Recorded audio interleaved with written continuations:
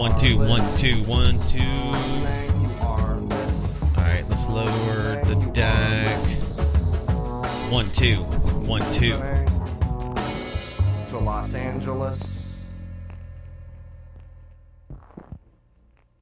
That looks right. Yeah, I think we're ready to do this thing. File exit. The likelihood I'll keep this stream going, let's see, will be only heightened by turning off the evil Spotify. Let's see. Yeah, we're going. That's good. Check 1 2 1 2 1 2. La la la la la. All right. Need to send out a tweet. Twitter. No way. Fuck you, man. It just stopped. Ah.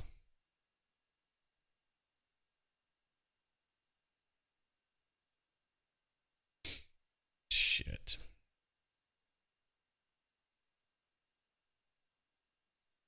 You gotta be fucking kidding me, man. Hate this thing. I hate you.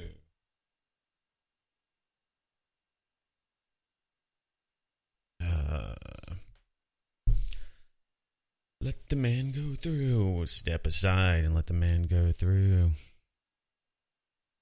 All right.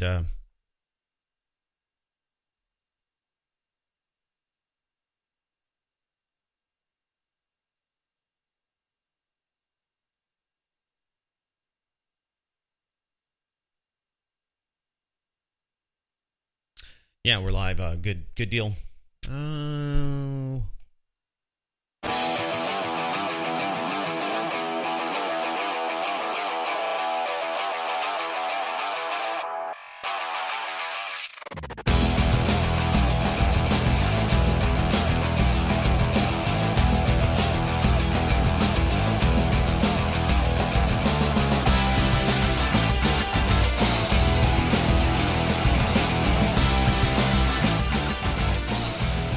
Welcome. This is Blacklisted Radio. Thank you for tuning in. It's the 15th day of November 2014.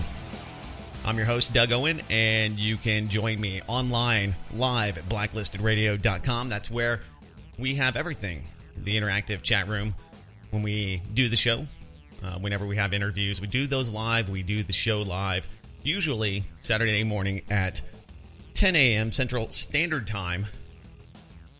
All right, so using some new technology, doing some different things here on the show, which is pretty exciting. We're moving and I think progressing in a lot of ways with the podcast. So good to be back with you, and thanks for all the support that we continue to get.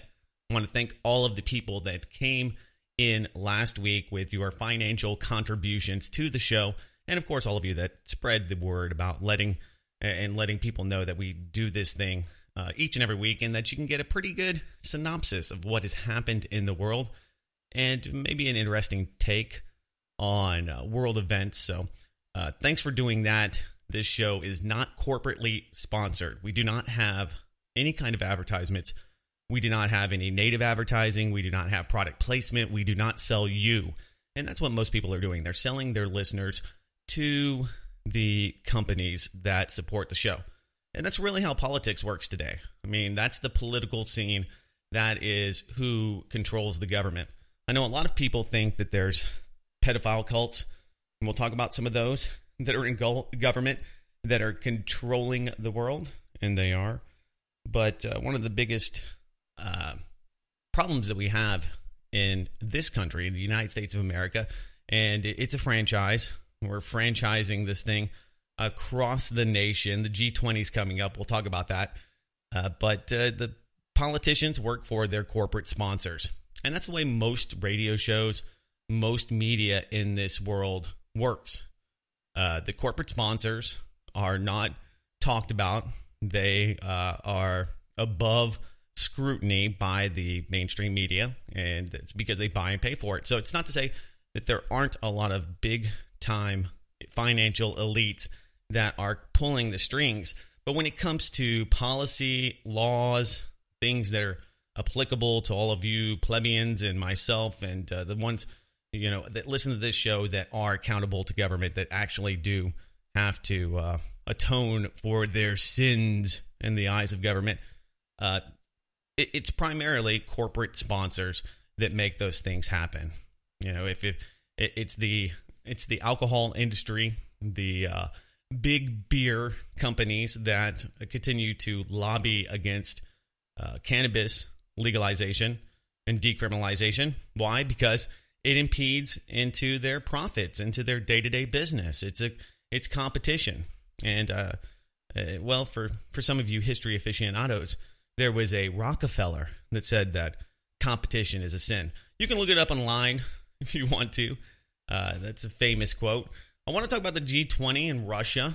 Some pretty interesting things are happening, and the propaganda is thick, super thick, with the latest. If you haven't heard, the Russians, Vladimir Putin, are bringing the warships to Australia, and the Australian Prime Minister is pretty angry about this. He's saying, quote, these are lost glories that Mr. Putin is trying to reclaim for the Soviet Union.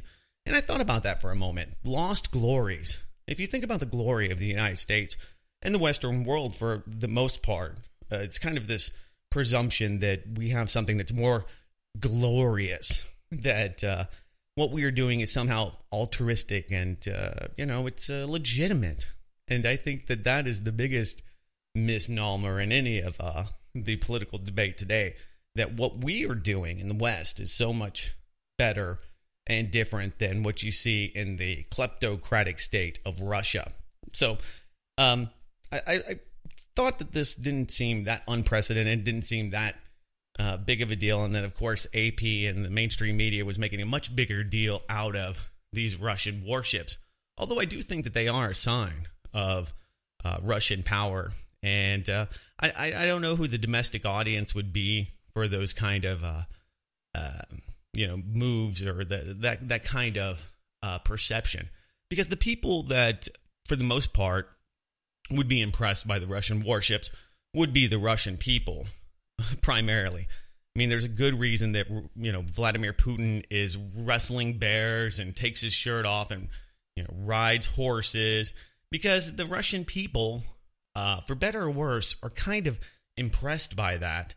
They're like, oh, yes, he's tough, and he has this macho persona that he puts on for his domestic population. The same kind of thing goes to the Russian warships being there. I don't know if this is really to kind of send a message to the West, because obviously he's not going to, nuke the G20 meetings. He's not going to. They're way off the coast, so it's not like they're going to actually see the Russian warships. Maybe knowing that they're there and that they could shoot down one of these diplomatic planes or something like that might be a subtle threat, but I don't think it's that big of a deal. I mean, the U.S. Navy now, this is what blows my mind. Remember back in February? We can go back in time, can't we? We should go back in time. We should? Oh, yeah, well, we should. Hold on. We're getting used to this thing here. Here we go. There we go. We're going back in time to February 2014 and the Sochi Olympics. Now, the U.S. government, the USA, took warships to Sochi, to Russia. Now, nobody saw this as a provocateuring measure or something that the U.S. was doing to portray its military might.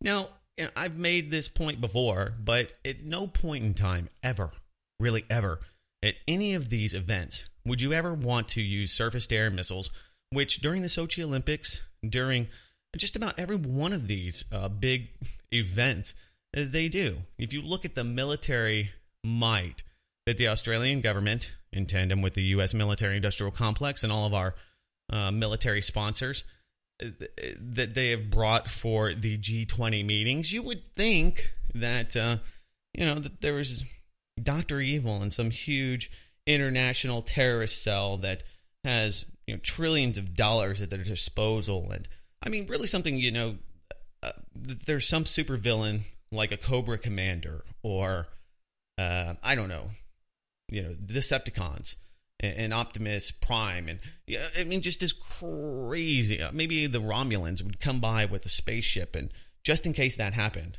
that somebody came from off planet to kill all the political leaders at the G20, that they would have enough missiles, enough might to destroy them. Because if that's not what they're worried about, I don't know one scenario where you would ever just shoot a surface-to-air missile into a crowd of people, into a building, into a major metropolitan area that wasn't, in some kind of crazy scenario where we're being invaded. So, the same thing with the Winter Olympics. It wasn't a big deal that the U.S. brought warships. Actually, I thought this was pretty funny. So I went back into the memory hole here and back to February 2014 when we were friends with Russia. I mean, we were a little pissed off publicly about what Russia had done with Syria and how they had undermined the U.S. plan to ouster Assad and the false flag chemical weapons that could have came from anywhere. And of course, all of those investigations were stopped and or politicized to the point where the findings almost didn't matter. It's like the Ukrainian airplane that was shot down. What is it? MH17? It doesn't matter anymore who shot it down. Was it the Russian rebels? The Ukrainian separatists? That's who they blamed it on. Because, it would be too much at this point to blame it directly on Russia.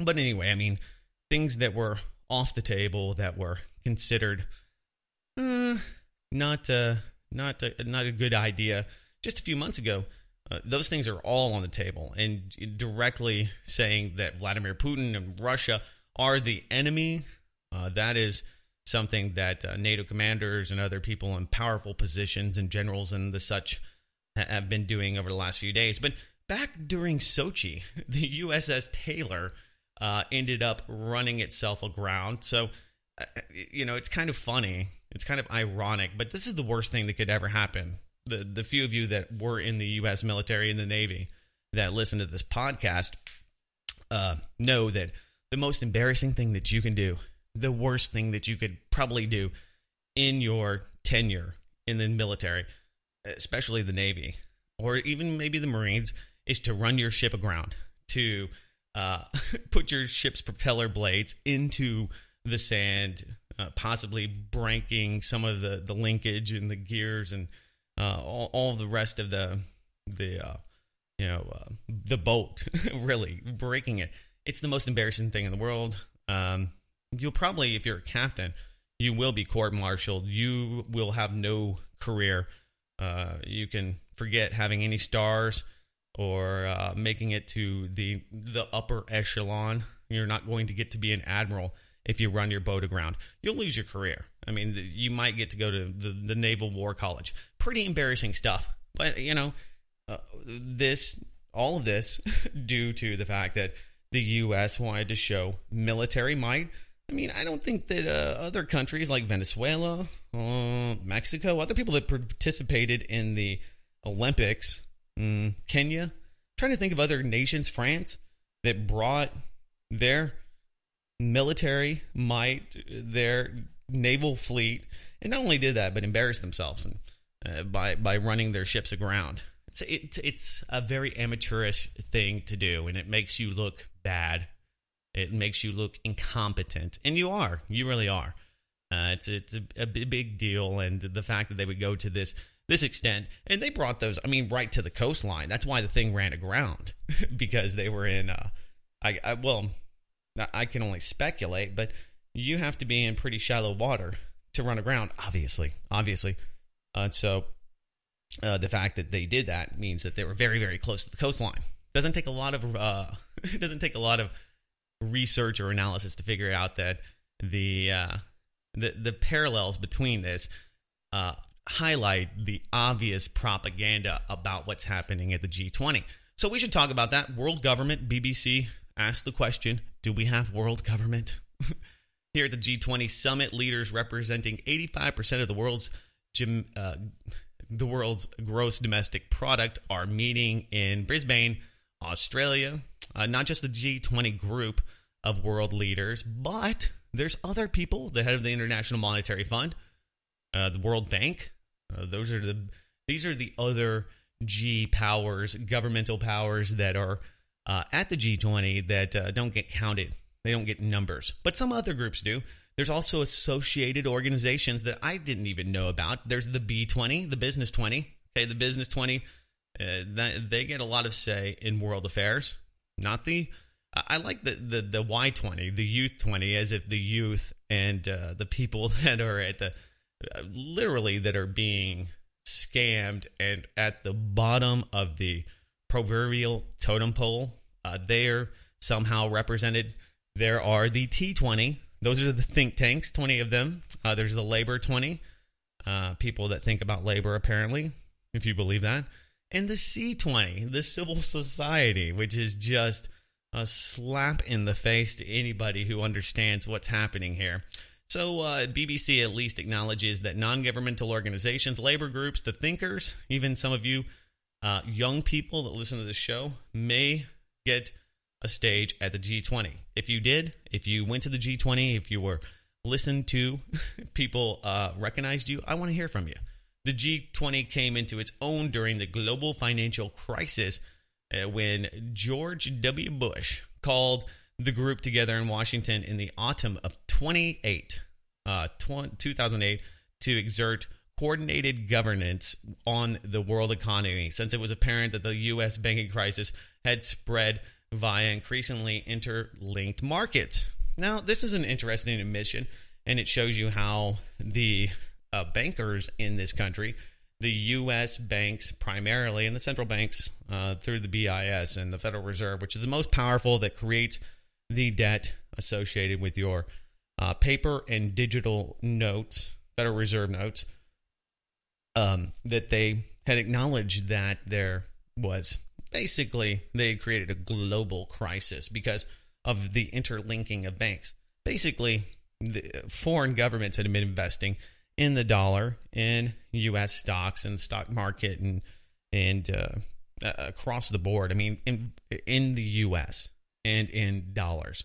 And so the banking crisis, which we now find was created by J.P. Morgan, one of a few big players that intentionally, deliberately, knowingly, consciously, apparently was engaged in such huge, massive amounts of financial fraud that it literally created this at least 10 to 15% of the financial crisis by the numbers.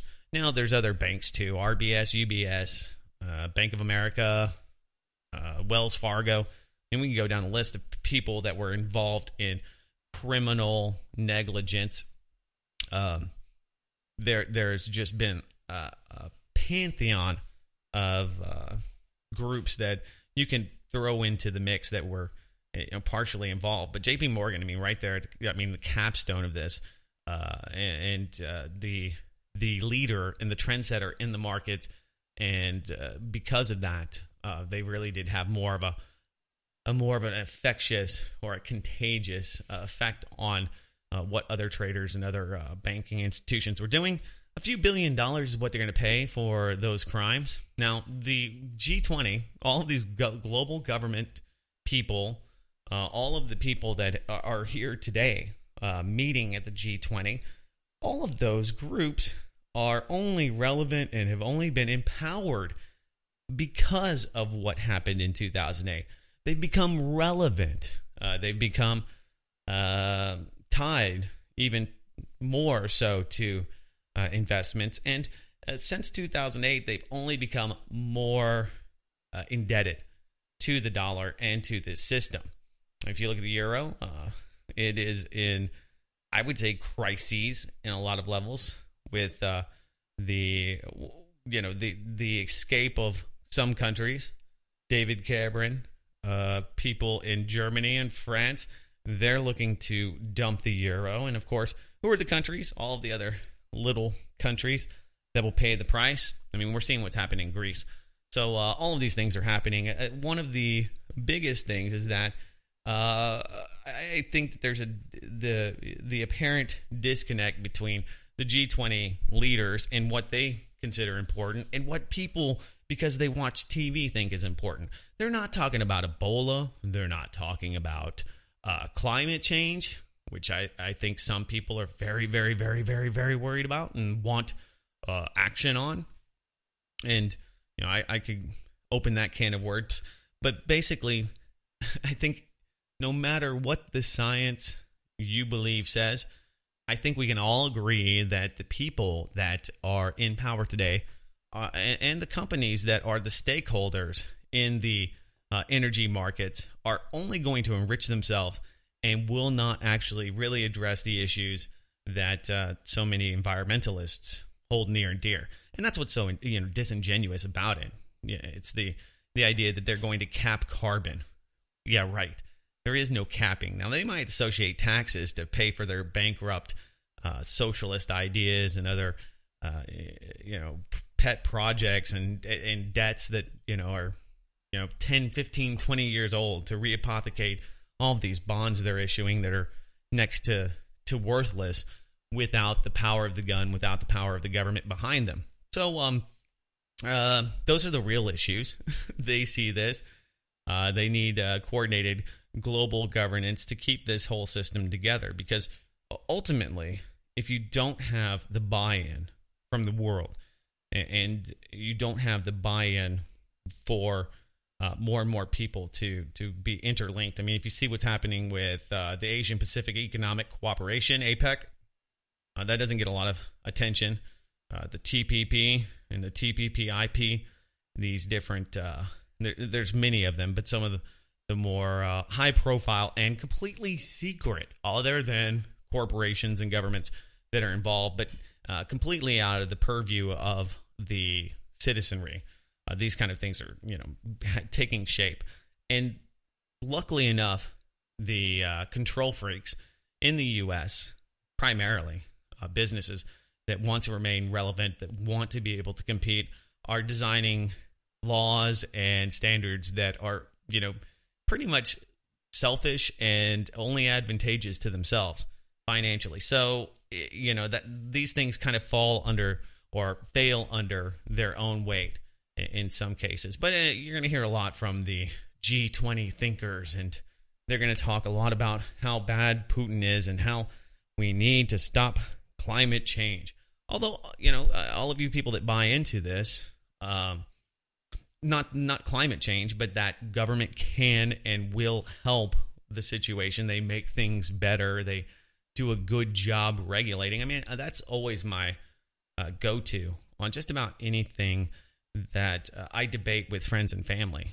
You have friends that they don't buy in to a lot of the things that you see as completely obvious, self-evident, such a blatant and obvious truth that it makes you upset that they can't grasp, the simple things that are happening around them. It's like, oh my God. At the end of the day, we all agree, at the end of the day, we all agree that the government does a pretty piss poor job, whether it's gun control. The government doesn't do a good job deciding who gets guns and who does not get guns. Look at what's happening with ISIS. I talk about that often. We're going to be dropping troops into Iraq, and the CIA is going to get ever more powerful, according to the, according to, I think it's the New York Times. Obama weighs expanded CIA training, arming of ISIS-linked Syrian rebels. This came out of the Washington Post, actually. And if they're talking about it, if they're weighing this, if they're pondering something, it's already happening. This is just a way to soft pedal the reality that's already on the ground. And the people that don't get that, that don't see that, you are the people that are buying into the Y20 supporting you at the World 20 or G20. You're that guy. You're that, my dad used to tell me, he said, Doug, when you were a kid, you were just so gullible. I had to really, really work hard to try to get you to understand that you were being scammed. And I would buy into any scam. I'd get the Boys Life, Boy Scout magazines, Some of you older guys might be familiar with these, because I was a Cub Scout for a few years. I actually became a Weebelo. Yeah. Weebelo.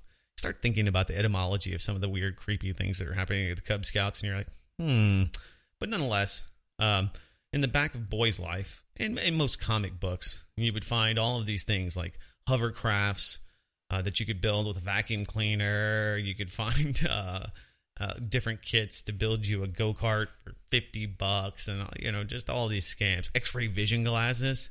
Oh man, talk about the ultimate scam.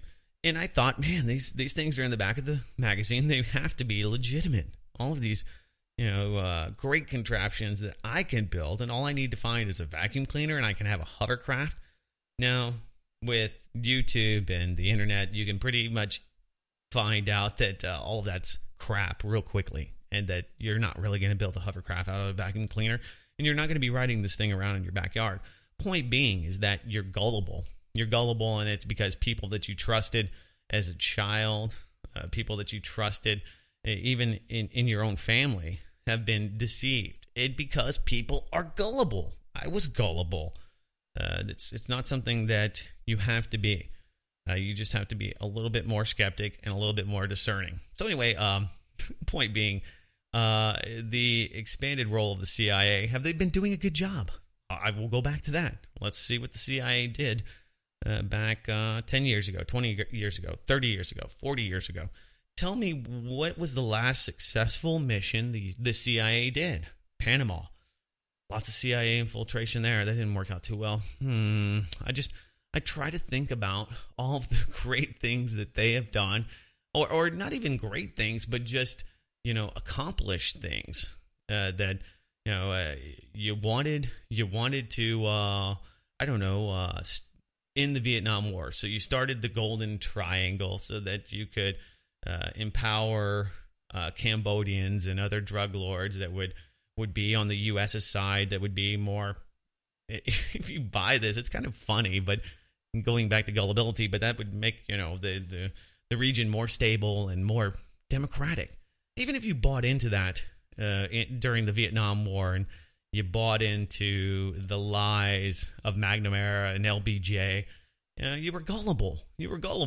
But, the CIA would laud that as some great mission that they accomplished, and it's really been pretty piss poor. Look at Afghanistan. The CIA was at the head of the poppy eradication program to get rid of heroin or opium. The opium production has never been higher in Afghanistan. It's a multi-billion-dollar industry. How can that happen? So I'm a little skeptical about the role of arming so-called moderates, and I'm very, very skeptical that the CIA would be able to find people that want guns. Okay, they want guns and RPGs and MPADs and IEDs and weapons training. I'm hard-pressed to think that those kind of people are moderate. If some guy from another government came to me and said, "Hey, Doug, do you want guns? We can overthrow your local county officials. We can help you." If the Chinese maybe approached me, and I said, "Yeah, that's a great idea." Those aren't moderate people by any stretch of the imagination. It's not moderate. It's not even a question of whether it's going to work or not. It's not going to work. And I think that's why most people that listen to this podcast, at least, thank God some of you do, the easy takeaway is that this is only going to exacerbate the problem. It's only going to make it worse, unless that is the intended goal. Well, back here to Gitmo Nation, USA. Pretty interesting revelation this week about IMSI catchers, portable devices like the Stingrays. They tricked 2G cell phones into sharing information and mimicking cell towers. And we heard about this in Washington, D.C. and L.A. that they were deploying these and using it to basically unconstitutionally, without any kind of warrant or, I think, warranted reason, not even a legal warrant from a FISA court or some judge, not even a kangaroo court, but it's just unwarranted, unneeded, and probably just a lot of data that is being stored that is just wasting your electricity and time to have. Really, honestly. I mean, a bunch of people walking around in circles and, talking about Kim Kardashian's butt. It's not a big deal. The government has tons of that. And you're probably paying, I don't know. I mean, the air conditioning for the tents in Iraq to just run computers, it was topping, I think, $20 million a month was just the electric bill. You talk about the environmental impacts. You will hear none of these people talk about the military's environmental impact. You know how many miles to the gallon those big, huge tanks and other personnel carriers get? It's not good. They don't run on batteries. And if they did, it'd even be worse. Oh, can't even really get into it. But back here to the home front, other types of technology being used and actually being flown around by drones, which is so Orwellian. It's something that I shouldn't laugh about because it's not funny in the sense that, it's not funny in the sense that they're, basically spying on innocent people and using these things that just have very creepy names like Hailstorm. Some of these technologies against the people. It's that they're flying drones around. I mean, it's just so Orwellian. It's kind of beyond belief, really. And that's why it blows me away. I don't know whether to laugh or cry, but I do find some hilarity in the fact that there's people that actually work for the government and people in government and some citizens, actual average people that think this is keeping them safe. That's the funny thing, that people think this is effective in any shape, form, or fashion. Here's a little clip of what's happening to give you a little background, because there's just tons of terrorists all over the Bay Area, and the government has to have basically your contact list, all of your instant messages, all of the Candy Crush scores, and other Snapchats that you have had to keep you safe. Also tonight, government snooping has reached a new high. The Wall Street Journal reports the U.S. Marshals Service is now using fake cell phone towers on airplanes to track the phone communications of fugitives. Problem is, the devices are snagging thousands of innocent Americans as well. Kristen Ayers found out the same kind of spying is happening right here on the ground in the Bay Area. That's right. We found out this is happening in Oakland, San Francisco, and San Jose. Police are using a cell phone surveillance device so top secret, law enforcement agencies don't even like to admit they have it. Now they shouldn't be able to have a choice whether they admit it. And here's the thing. If it's so great and they need it so badly, and now they're actually becoming more public. But if it's such a big deal, they're protecting you and they're saving you on a daily basis, and there's terrorists that are going to come and, axe me in my bed. I want to hear about it because my tax dollars are allegedly going to pay for these things that are being used against me and my family. So, I want to know about the bennies. Now, this is, part of being an informed citizen and part of being an aware individual of the things that are happening. So top secret, not that top secret. I'm glad that more and more people are, becoming aware of this. And even CBS, the all-seeing eye here, is giving a little attention to it, but they soft pedal it. You think you are private when you're talking on your cell phone. Well, think again. Think again. From an undercover car or even strapped to a detective's chest walking down the street, police are using a device called a Stingray to gather the serial numbers of surrounding phones. Any communication that you initiate, a voice... Don't worry, people. It's only metadata.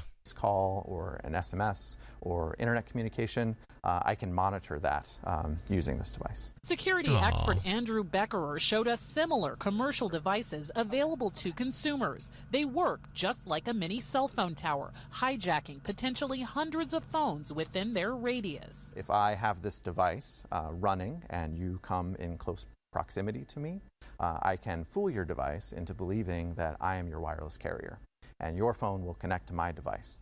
The devices are legal, but Andrew says criminals could potentially exploit them. So I'm talking on the phone. You have used one of these devices to act as a cell tower. My phone is now connecting to one of these devices, and my communication is showing up on this laptop. Yeah, absolutely. So how are police using them? Documents we obtain from law enforcement agencies are heavily redacted. In this stack we got from San Jose police, the word Stingray doesn't even come up. It's just referred to as surveillance technology equipment. The local police have been trying really hard to keep the public and policymakers and even judges completely in the dark. Nicole Ozer. Now, so this is something that is from the police departments on up, that they're doing this, that it's the policymakers and politicians that have no idea about this. So I think this is putting the onus on the police departments more so than the fact that the FBI and who knows, maybe even the CIA, other departments of defense groups are giving them these, they're giving them grants with the Department of Homeland Security's money. So that's one thing that they don't highlight in this report. And I could play on, but you get the idea. It's there linked at blacklistednews.com. Police departments petition feds for advanced cell phone interceptors. So the only reason they have this technology is A, because they're getting money and they have to petition for this money, because if they were getting money from you in their own budgets, they would have to admit that they have this technology.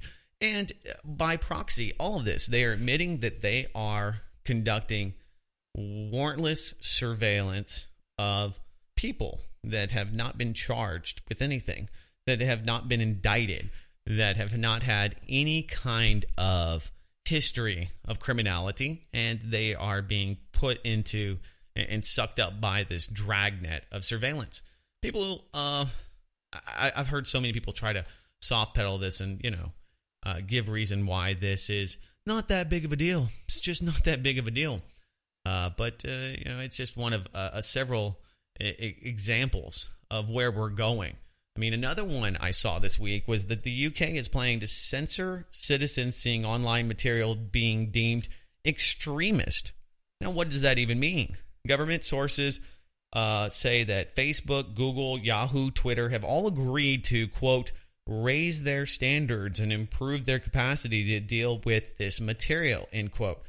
Now, this means that there is some kind of consensus and some kind of ruling and some kind of standardization of what is deemed extremist, and there is going to be some kind of alert system to be able to have all of these social networks, all of these systems that are being used by everyone, including government, including, I guess, some people deemed to be terrorist extremists, and more than likely, a lot of, millions of people, period.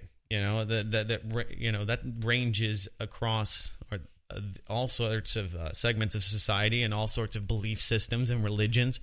So what is extreme ideology? Is it somebody that says, we think it's okay to kill in the name of God, or we think it's okay to kill in the name of the dollar?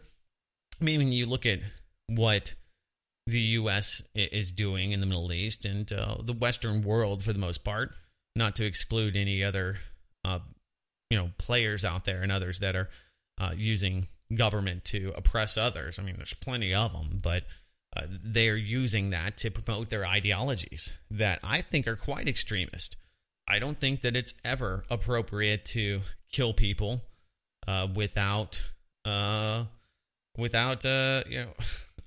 trying to think when it is appropriate to actually kill people. The government would contend that it's okay to kill people if they are going to kill you and it's imminent. There's an imminent threat to you, and that's arguable. That's very subjective. When is it enough to kill somebody, or when can you strip a citizen of their rights and kill them in a foreign country?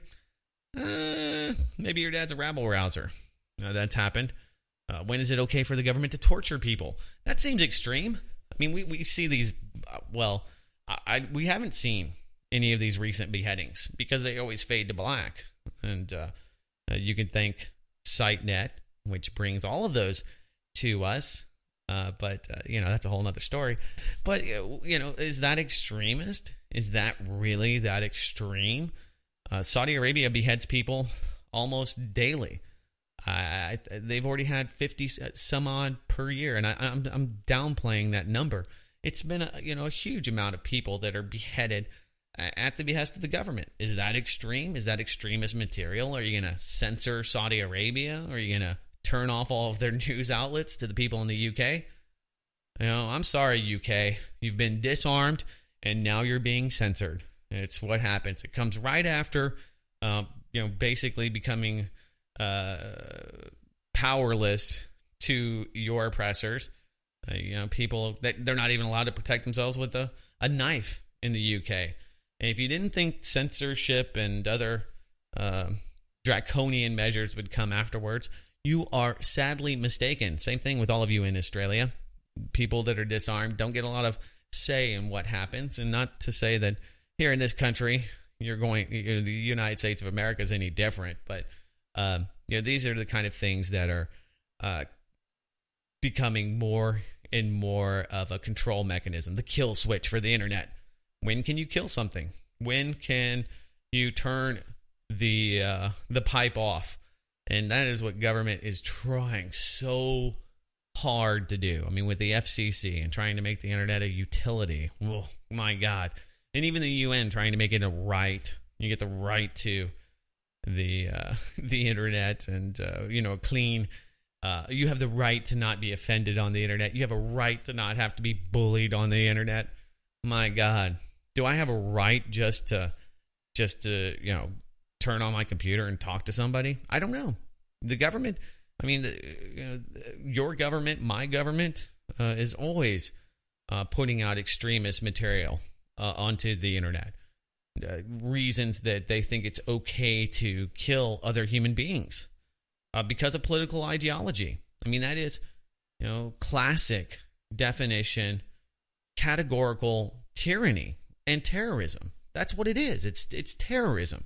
You are justifying the unwarranted and without legal procedure killing of people, U.S. citizens and beyond. That in and of itself is terrorism.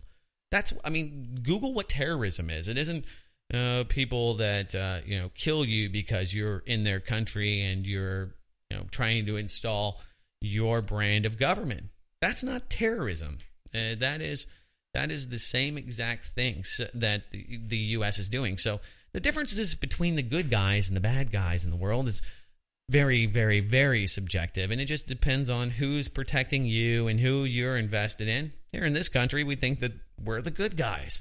We've been told that our whole lives. I don't care where you are. If you're in Germany, if you're in Europe or another English-speaking country, it doesn't matter where you're at.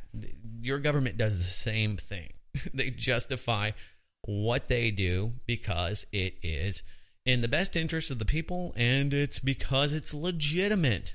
And, when it comes to what's extreme, I don't mind banning extremist material in the sense that, I get tired of hearing all of these ridiculous reasons why we have to spend billions of dollars to kill people that I've never met, seen, and I really just... I'm not that interested in. When it comes to ISIS. I don't know what you think the U.S. government is going to do. And even if you believe that there's an actual military solution, what is that going to do? It's only going to create more and more people that are distrusting and appalled and angered towards the U.S. government. So, the solution itself just makes no sense.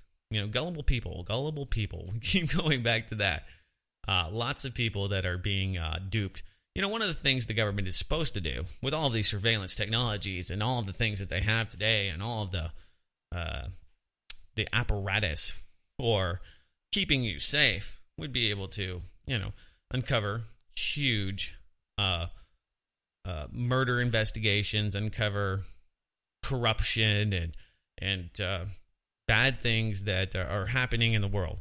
right? Illegal and bad things. That's really what they've justified all of the indiscretions, we'll call them, of government, all of the warrantless and pretty illegal things that government has done.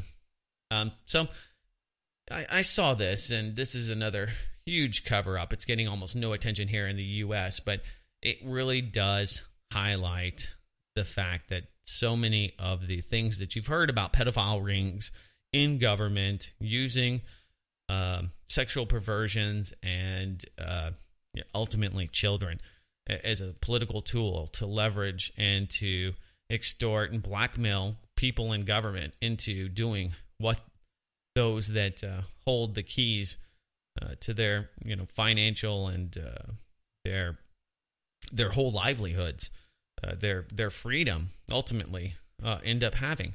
And so in Westminster, there has been this pedophile ring that's been investigated. Home Secretary Theresa May says it's possible the VIP pedo ring was covered up.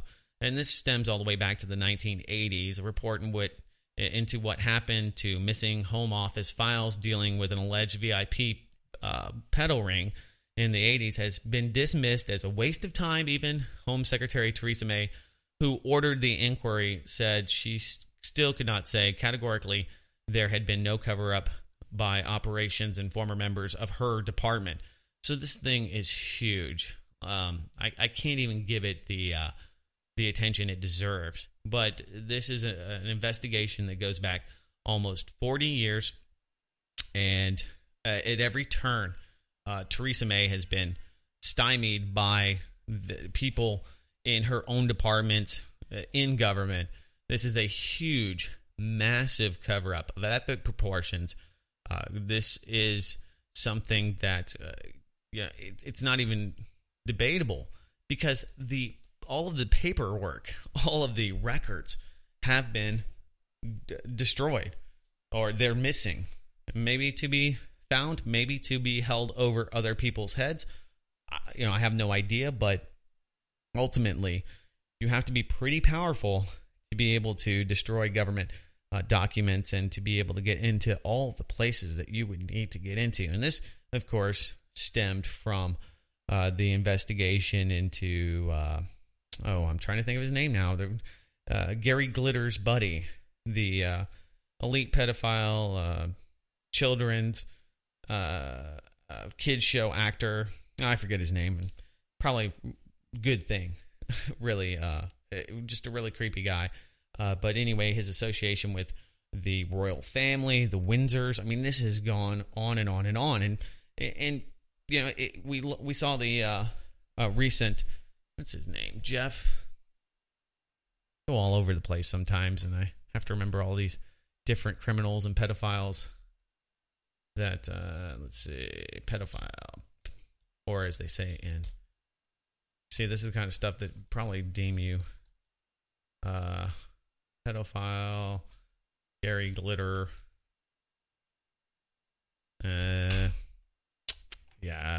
Jimmy Savile, that's the name of the guy. But there was also a pedophile that is a good buddy of Bill Clinton, and this is a big deal. He went to jail. He's a big banker. Bill Clinton, 15-year-old masseuse. Not that one. There's so many of them. Jeffrey Epstein. You might not remember this case, but Bill Clinton was identified. Come on, pull it up, Internet. As one of the people who regularly attended orgies at this Caribbean island that Jeffrey Epstein owned. He's a financier. He was arrested in 2008 for soliciting underage sex from prostitutes. I mean, these are the kind of people that the Clintons hang out with. He hasn't cut ties to the woman that he had invited to Chelsea's wedding. Okay, so he went to Chelsea's wedding. This is a guy that was good friends with Prince Andrew, who stayed at his New York mansion after his arrest, even after he had been arrested for having sex with or soliciting sex from underage prostitutes, boys and girls. This guy still went to his mansion, like, Prince Andrew's a nice guy as well. And you can only imagine that that just had no regard for his own image, and number two, that knew that these guys are above the law. So It's just one example. When you get into the Clintons and all of their criminal friends, there's even pictures of Bill Clinton with, some of the worst people in Africa, literal cannibals. The Global Initiative Fund, the Clinton Global Initiative, is really a place for war criminals and despots to dump cash in the hopes for political power and, prestige. No, so it's just one case of this that kind of highlights at least some of the very, very overt pedophile rings that are placed in very, very high, powerful governmental organizations, and people that are, the financial and political elite are tied to these groups. So, it's not speculation or conjecture.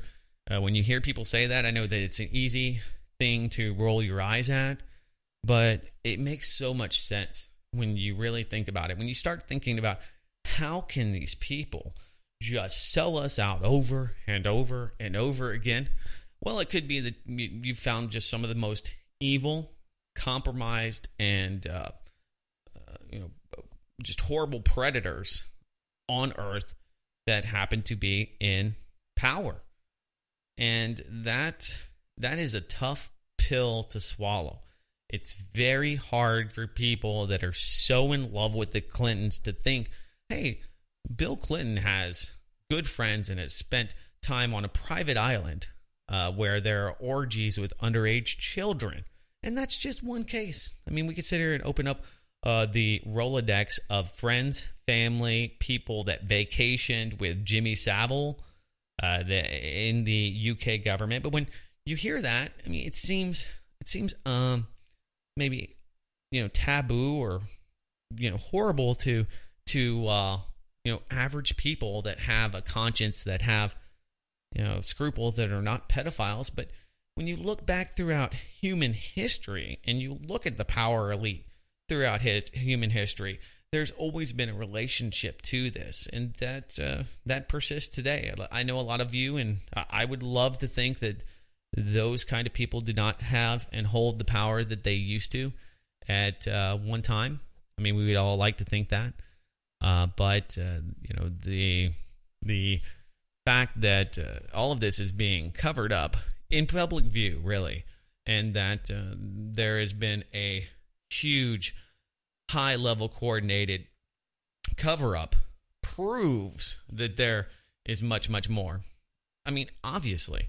So, I don't know how long I have to beat that drum, but it is apparently and just a crazy, crazy, horrible thing to come to. But that's why I put nothing past the government and the people who are in it. And I think that it does explain, this is just one level or one aspect to the perversions of those that would use their power and authority over you to subjugate the people. And so it's not, necessarily just a British or U.S. pedophile ring that has, really taken storm. Some people, look at Israel. Some people look at all of the ties and all of the different interests and groups that wield power and influence in the world that we live in today. And this is definitely something to note and look at as well. All right, guys, that is just about it for the show. I want to thank all of you for being part of it and continuing to support the broadcast. You can do so at blacklistedradio.com if you'd like. And if you don't have any Federal Reserve notes or Bitcoin that you can share with us, that's okay. You can also just let people know about the show and point them to it if they are already initiated. Don't scare your friends and family, but we try to keep it pretty milquetoast for those out there so that it can be acceptable to the world. It's very, very, very extremist, but don't worry. We'll be back next week with more. Till then, take care.